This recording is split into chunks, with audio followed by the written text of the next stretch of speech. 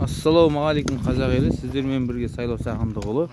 Бүгін міне наурыз айының 5 күні. Міне бізде мынандай ауа райы.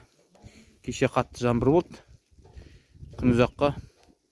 Бүгін міне бастап жаңбыр жауып өтті. Енді арты міне қар қауласып отыр. Сағат мына қазір 5-тердің шамасы кешкі. Қораның іші міне мынандай болып кетті. Қойларды мынандай жерге шөп салып тұрмын енді. Мына шөбін тазалаған жоқ.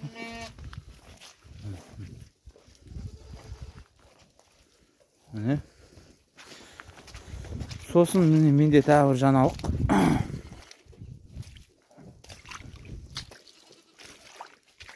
Қораның ішін мынандай ұшырап кеттім. Міне менде мынандай жаңалық бар.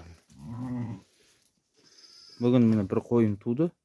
Төлдеді, яғни мына ешкі осы жақында 2-3 күн бұрын төлдеген. Егіз лағы бар. Лақтары міне арасында жүр уже. Анау осы бүгін түс қайта төлдеген қозы жаңа еміп алып жатқан күйі бар. Мына жерге бөліп қойдық.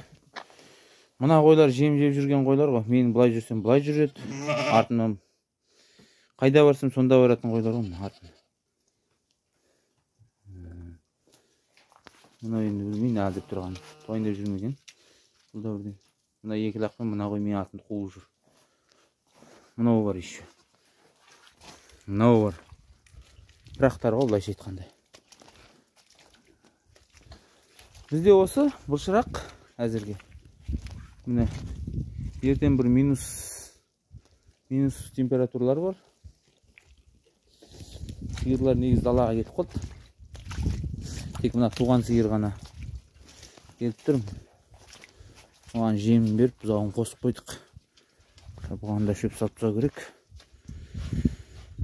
Бұл үш жерде тұрады енді әзірге. Жақсы, сау болыңыздар. Арнама жазылып тұрыңыздар. Жақсы күнде жолыққанша.